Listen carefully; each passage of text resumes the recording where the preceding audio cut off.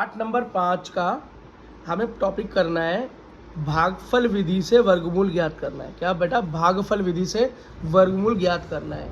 अब तक वर्गमूल तो हम वही गुणनफल विधि से अभाज्य गुणन एलसीएम करके निकाल रहे थे, आसान पड़ रहा था। अब भी आसान पड़ेगा, बस ये थोड़ी सी विधि भागफल विधि जो है थोड़ी सी अलग है। अब इसमें करते कैसे हैं? जैसे मान लो आपके पास एक नंबर है 144, आप मुझे बताओ ये किसका वर्ग है? किसका वर्ग करेंगे जब 144 मिलेगा? 12 का वर्ग करेंगे। Very good. जब आप 12 का वर्ग करोगे तो आपको 144 मिलेगा। क्यों? 12 गुणा 12 होता है, नहीं? आप ये भी कह सकते हो कि अगर मैं इस 144 का वर्गमूल कर दूं, इससे पूछूं तो किसका वर्ग है, तो ये बोलेगा मैं 12 का वर्ग हूँ। क्या बोलेगा? 12 का वर्ग हूँ। ये अब तक हम कर चुके हैं। जिस बच्चे ने ये नहीं देखी है वो हमारी पुरानी वीडियो देख ले, इस टॉपिक पे सर्च कर ले, वर्ग तथा वर्गमूल चैप्टर नंबर 5 कक्षा 8 वीडियो मिल जाएगी। और एक बार वीडियो देख के वो सीख जाएगा। अब बेटा अब यही हमको, अब तक तो हम एलसीएम करते थे और इसको सॉल्व करते थे, अब हमें बिना एलसीएम के हमको भागफल विधि से ये करना है। अब बेटा भागफल विधि क्या होती है देखो जरा, फोकस करो। सबसे पहले बेटा हम जैसे एलसीएम बनाते थे ना, ऐसे ही बनाना होता है। लेकिन एलसीएम हम ऊपर लिखते थे, लेकिन इस बार हमें इसे नीचे लिखना है। किसमें लिखना है? अब याद करो, आप भाग जब करते थे क्या करते थे? जब हम भाग करते थे, मान लो एक बार मैं यहाँ भाग बना देता हूँ, या भाग करते हैं तो क्या करते हैं? हम जोड़े बनाते हैं एक एक का। शुरू में 2 को काट देंगे, जैसे 2 के पाड़े से अगर इसकी 2 से भाग हो रही है तो क्या करेंगे? 2 सत्ते 14 काट देंगे, ठीक। और फिर एक एक करके नंबर एक एक करके नीचे उतरते हैं, है ना, 1 बाय 1। लेकिन यहाँ पर 2 के जोड़े बनते हैं। यहाँ पर किसके बनते हैं? 2 के जोड़े बनते हैं पीछे से। तो ध्यान देखो, 2 का जोड़ा बनाओ तो 144 हो गया। अब बेटा जोड़े के हिसाब से उतरेगा नीचे। अब यहाँ खाली बचा 1। क्या बचा? 1। अब हम इस 1 को काटने पर फोकस करेंगे। अब देखो शुरू करते हैं। अब बेटा हम यहाँ पर, क्योंकि हम वर्गमूल कर रहे हैं, वर्ग की बात कर रहे हैं, तो हमें कोई ऐसा नंबर चाहिए जिसका वर्ग इसके बराबर हो, 1 के बराबर हो। क्योंकि 1 ही बचा है यहाँ पर, तो 1 के बराबर हो और कट जाए। तो बेटा अगर मैं देखूँ तो 1 का वर्गमूल जो होता है, वर्ग जो होता है वो क्या होता है? 1 होता है। और 2 का वर्ग क्या होता है?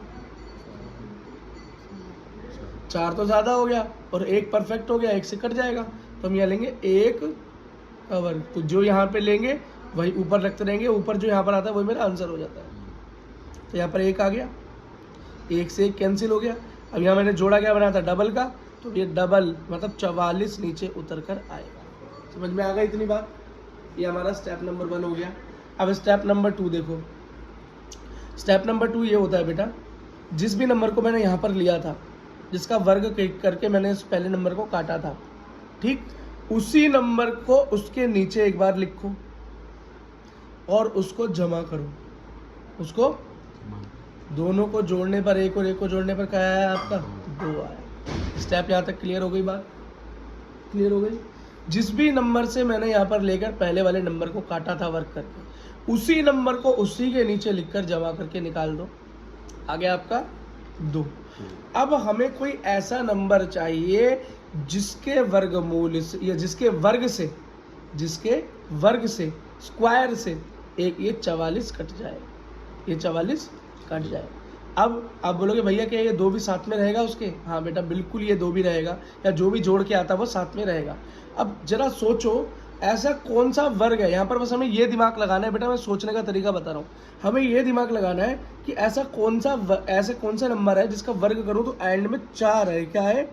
4 है। तो बताओ 2 का जब वर्ग करते हैं तो एंड में 4 आता है ना, तो एक अच्छा नंबर रहेगा 2, है ना। 3 का करते हैं तो 9 आता है, 4 का करते हैं तो 16 आता है, 5 का करते हैं तो 25 आता है, 6 का करते हैं तो 36 आता है, 7 का करते हैं तो 49 आता है, 8 का करते हैं तो 64 आता है, उसमें भी 4 है। लेकिन पहले 2 से तो करके देख लें, छोटे से शुरू करते हैं फिर बड़े। अगर छोटे से नहीं कटा तो फिर बड़े पर जाएंगे, ठीक है, फिर बड़े पर जाएंगे। अब यहाँ पर मैंने क्या लिया? 2। तो बेटा जो भी ऊपर से जुड़ के आया था वो ऐसे ही रहेगा एज इट इज़, और जो नंबर मैंने सोचा है जिसका वर्गमूल करूँगा और एंड में 4 आ सकता है तो वो 2 आ गया। अब ये साथ में लिखे जाएंगे। अब ये साथ में लिखकर 22 हो गया। तो मैंने यहाँ 2 लिया तो ऊपर भी 2 लिखूंगा, और 2 दूनी क्या होता है? 4 होता है, ठीक। लेकिन ऐसे नहीं होगा। अब बेटा जो 2 मैंने यहाँ लिया, जो 2 मैं ऊपर तो मैं लिखूंगा, जो मैं यहाँ लूँगा, अब बेटा 2 को एक बार नीचे भी लिखना है, इसी के नीचे लिखना है, ठीक इसी के नीचे भी लिखना है। जैसे ऊपर जो भी लिया था उसके एक ठीक नीचे उसी नंबर को लिखा था ना, तो ऐसे ही जब मैंने यहाँ 2 लिया तो ठीक नीचे 2 को भी, या 2 3 होता तो 3 लिखता, 4 होता तो 4 लिखता, अब यहाँ 2 है तो 2 को लिखा। ठीक, अब क्या करूँगा, अब बेटा यहाँ पर 2 चीज़ें होती हैं। क्या होती हैं? 2 चीज़ें। पहली होगी गुणा। क्या होगी? गुणा। तो गुणा करो, 2 दूनी 4, 2 दूनी 4, 44 क्या हो गया? कैंसिल हो गया और मेरा आंसर 12 आ गया। जब यहाँ पर बात 0 हो जाए, जब 0 हो जाए तब मेरा आंसर जो भी ऊपर दिखाई दे वही मेरा आंसर है, तो मेरा आंसर 12 हो गया। लेकिन एक बात याद रखना, अब यहाँ पर होगा क्या, इसके नीचे अगर ये 0 नहीं होता, इसके आगे और कोई नंबर होता, तो फिर हम क्या करते, तो बेटा हम पहले गुणा करते और फिर जमा करते। जैसे ऊपर जोड़ा था ना, ऐसे से जोड़ते भी तो क्या हो जाता, 2 + 2 4 और 2 24 आता। और फिर मैं कोई नंबर लेता तो इसके आगे लगाता, फिर से उसको यहाँ लगाता, गुणा करता और नीचे जोड़ कर लिखता। आगे और करते हैं। तो बेटा मेरे को खुद पता है कि 144 का वर्गमूल क्या होता है? 12 होता है। तो मेरा 12 आ गया। एक सवाल और करते हैं कोई, हाँ, फिर थोड़ा सा और क्लियर होगी बात। धीरे धीरे करते जाओगे बेटा, एकदम ये विधि क्या हो जाएगी, आपको रट जाएगी, कोई दिक्कत नहीं इस विधि को याद करने में। दूसरा है मेरा 5 to 9। बोलो बेटा कितने बच्चे जानते हैं 5 to 9 कितने का है, कि 5 to 9 किस नंबर का वर्ग करने पे आता है? 529। बेटा हम जब 23 का वर्ग करते हैं ना, किसका? 23 का जब वर्ग करते हैं तो 529 आता है। मतलब 23 × 23 करने पर मेरा 529 आता है। या मैं ये कह सकता हूँ कि 529 को अगर मैं वर्गमूल कर दूं तो पता चलेगा कि ये तो 23 का वर्ग है। ठीक है, इसे करने का तरीका तो एलसीएम वाला है। अब बेटा जो नॉर्मल तरीका है, जो गुणनखंड विधि से नहीं होगा, वो भागफल विधि जो हम सीख रहे हैं उससे करते हैं। तो वो क्या विधि है देखो, तो बेटा कुछ ऐसे नंबर होते हैं जो कि गुणनखंड विधि में अटक जाते हैं, पर भागफल विधि में कोई क्वेश्चन कभी नहीं अटकेगा। ये थोड़ा सा लेंथी प्रोसेस जरूर है, लेकिन ये एक कंप्लीट प्रोसेस है। 5 to 9 बेटा पीछे की तरफ से जोड़े बनाते हैं, पीछे की तरफ से जोड़े बनाते हैं ना, ये देखो तो 2 का जोड़ा बना दिया 29 का। अब यह खाली रह गया 5। अब बेटा मुझे कोई ऐसा नंबर लेना है जिसके वर्ग करने पर ये 5 कट जाए। तो अगर मैं 1 लूँ तो 1 का वर्ग होता है 1, 2 लूँ तो 2 का वर्ग होता है 2, और 3 लूँ तो 3 का वर्ग क्या होता है 9, 3 तिया 9। तो बेटा 1 तो काफ़ी कम है, 9 काफ़ी ज़्यादा है, और 4 लिखना है यहाँ पर। तो जो 4 है वो क्या है, 5 के थोड़ा करीब है, तो पूरा तो नहीं कटेगा, करीब करीब कटेगा। तो मैंने ले लिया यहाँ पर 2। जो भी यहाँ लूँगा वो ऊपर लेना पड़ता है। ठीक, अब 2 का वर्ग क्या है, 2 का वर्ग 4 है, तो जो जिसका वर्ग होता है वो यहाँ लिया जाता है। ठीक, अब अगला स्टेप क्या होता है कि 5 में से 4 गया, बचा 1। ऊपर से एक नंबर नहीं उतरेगा, ऐसा भाग में 1 उतरा है, इसमें पूरा जोड़ा उतरेगा, पेयर उतरेगा डबल का। तो ये हो गया 29। अब यहाँ नेक्स्ट स्टेप क्या होगा कि जो भी नंबर आपने लिया था यहाँ जिसका वर्ग किया, उसी नंबर को उसके नीचे लिखो और जोड़ दो। तो 2 + 2 क्या हो गया, 4 हो गया। ये स्टेप पूरा हो गया।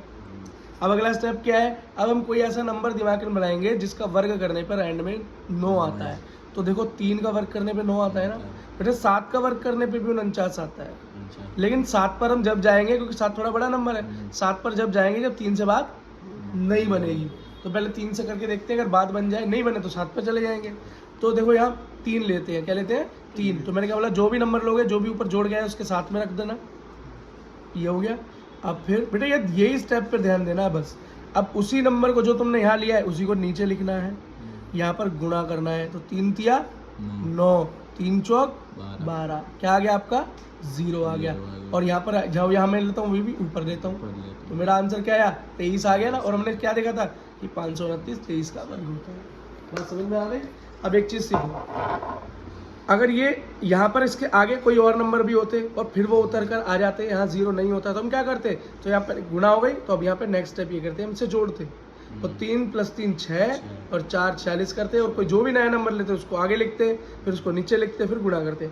और आगे क्वेश्चन कर रहे हैं। अभी यहाँ तक आपको आई थिंक अब ये तो समझ में आ गया होगा, इसमें कोई डाउट नहीं रहा होगा ना। अब थोड़ा कुछ दूसरा क्वेश्चन देखते हैं। 1296, हाँ 1296। लो जी, दूसरा नंबर ले लिया हमने, आपकी एनसीईआरटी के उदाहरण से ही ले रहे हैं। उदाहरण नंबर 2, एग्जाम्पल नंबर 9 है। क्या है एग्जाम्पल नंबर 9? 1296। इसको करना है भैया, वर्गमूल ज्ञात करना है इसका भागफल विधि से। वैसे मैं आपको एक बात बता दूं, ये जो 1296 है ये किसका वर्ग होता है? ये होता है बेटा 36 का वर्ग। अगर आप 36 का वर्ग करो, ये लिखना नहीं होता, ये बस बता रहा हूँ तुम्हें कि आंसर क्रॉस चेक कर लेना कि सही आ रहा है नहीं आ रहा। 36 जो होता है बेटा, 36 का वर्ग करें तो 1296 होता है। इसका मतलब कि 1296 को अगर वर्गमूल करें, क्या करें, तो क्या पता चलेगा कि भैया मैं तो 36 का वर्ग हूँ। बात समझ में आ गई? अब जरा करके भी देख लेते हैं, हम क्यों माने, है ना। वैसे अगर गुणा कर 36 को 36 से गुणा करोगे तो पता चल जाएगा, पर भैया हमें पेपर में तो पूछेगा स्पेशल कि भैया भागफल विधि से हल करो। ठीक है जी, कर लिया 1296। अब आपको पता है पीछे से क्या बनाते हैं, दो दो के जोड़े, तो इसमें कैसे बना, 96 का एक जोड़ा बन गया और 12 का एक जोड़ा बन गया। समझ में आ गया? ओके, बहुत बढ़िया भैया।